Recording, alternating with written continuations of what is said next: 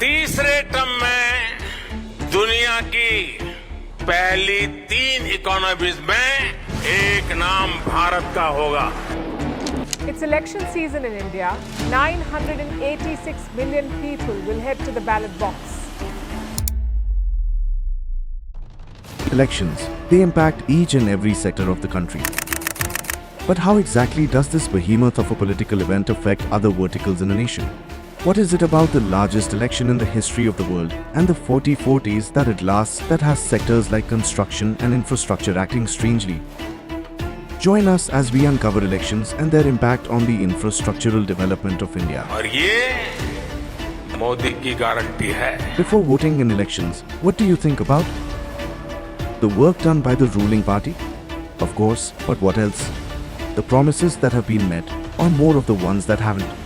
We also tend to think in terms of development, in terms of where the country stands in relation to the previous elections. Transport infrastructure के विकास पर आज भारत जितना काम कर रहा है उतना पहले कभी नहीं हुआ।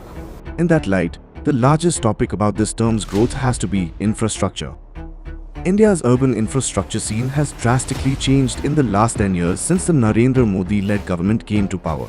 The government's persistent willingness to invest in infrastructure development has fueled unprecedented growth and connectivity throughout the nation. From the construction and inauguration of the nation's longest sea bridge to the world's highest railway bridge and the longest highway tunnel. The current government has come up with several construction policies, expanded railways and metros, and is working towards digital infrastructure development, which can be seen in many ways. But there is a possibility of all of this to be impacted, and there is one event that has the power to do so. मैं आपका हूँ, वो उनके हैं, फर्क समझो। Yes, you guessed it, elections. In this consequential year for elections around the world, few can rival what's underway in India. Elections can and usually do have a strong impact if there is a change in the ruling government. New governments spend little time announcing how better, more powerful they are from the ones they replaced. An easy way to display this power is the rollback of initiatives, regulations, and projects that often involve enormous investments and require large parts of land. Although these U-turns have been more common at the state level than at the center, it might be because we have a steady central government. This may be good for political grandstanding, but it hurts private investors. Given the bleak potential of projects being destroyed or evaluated by a new administration, corporations can't be blamed for refusing to take on these jobs in the first place. Of course, there are legal remedies, but we all have seen how legal the remedies can be when it comes to dealing with political parties, especially with the amount of judicial delays this country faces. This becomes even more impactful when we understand that most of these big firms work on credit, especially at a time when the delays increase and the economy slows down. That is why India must devise strategies to protect infrastructure projects and companies against political upheaval. Now let's take a look at elections that brought a change in government and how it resulted in a negative impact on the infrastructure. After the 2019 state elections and the breaking of the Shiv Sena BJP alliance, there was a change in the Maharashtra government and the MVA administration came into power.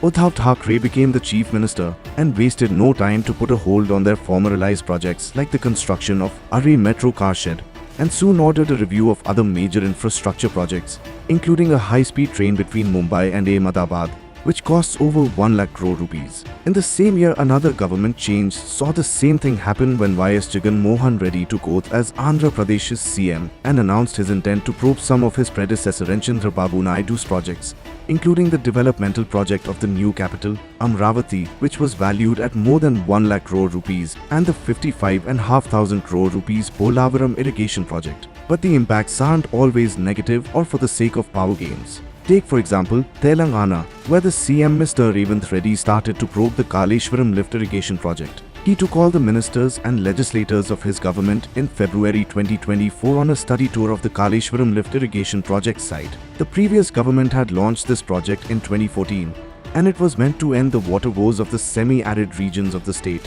However, the KLIS project has seen major setbacks in the last 2 years. First, 2 of its pump houses connected to the Medigadda and Naram barrages were submerged in the Godavari floods in July 2022. If that wasn't enough, in October 2023, 6 piers of the Medigadda barrage were severely damaged, requiring authorities to empty them. This revealed additional cracks and damage downstream of the Naram and Sundila barrages. According to media reports, L&T, the construction agency for Medigadda barrage, claims that its engineers noticed damage to the cement-bearing coat and concrete blocks during the first flood season after Kilis was inaugurated in 2019, but that the irrigation department did not respond despite repeated reminders. The barrage was also never emptied, which is required to analyze the flood impact abutting structure in the water holding area until the piers were destroyed. All of these exposés were made after the change in government, and whatever may be the intent, the information come out will be helpful to maintain safety of the surrounding regions while also making plans of what to do with this white elephant. When governments change, the new administration, in an attempt to take control of the state's development, deep dives into the work and, at times, orders probes into matters. This leads to delays in developmental work. In several projects, there is involvement of private firms along with the government as well. So if the new government puts a project on hold or probes any project, it also affects the pockets of private firms. The government works on public-private partnership terms these days, and if there is a change in the ruling government, it also hampers the investments made by private investors. At times, a new government can scrap a project or a welfare scheme thought to have been foisted on it by the centre in the past when it was ruled by a different party, like the change in government in Maharashtra government in 2019, due to which the Mumbai-Ahmedabad bullet train project was almost scrapped and caused detrimental damage to the timeline of the project, costing the private investors and taxpayers crores of rupees. The government came up with the PPP scheme because private firms can help in the maintenance of the project and can invest a huge amount of money too. But when elections are nearing, these private firm owners stay away from investing in projects because of the period of uncertainty caused by this mega event. This uncertainty often arises from the probabilities of policy and regulatory change after the new government is elected.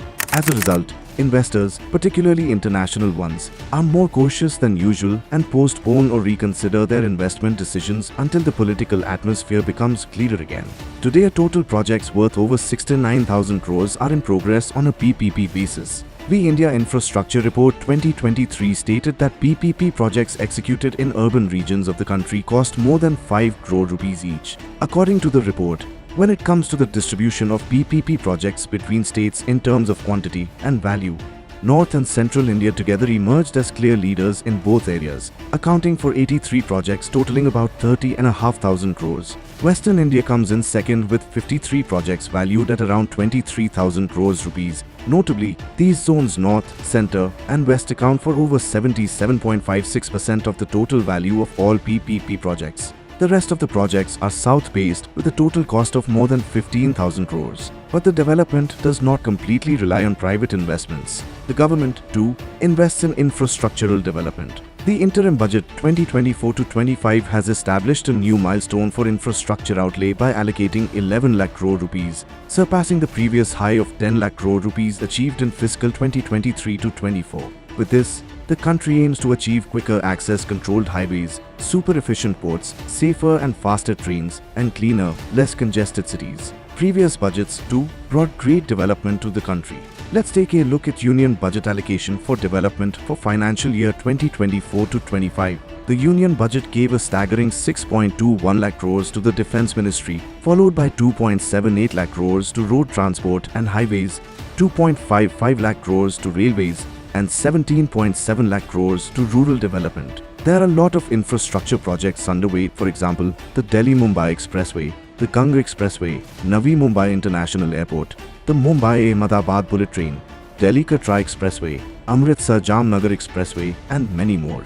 As we have seen, this steady central government has created exponential change in infrastructure which rests on this biggest political event in the world, based on which the interim budget is bound to change, a change which can cause ripples throughout major sectors of India, especially on infrastructure, a change which would be positive or negative. Only time will tell.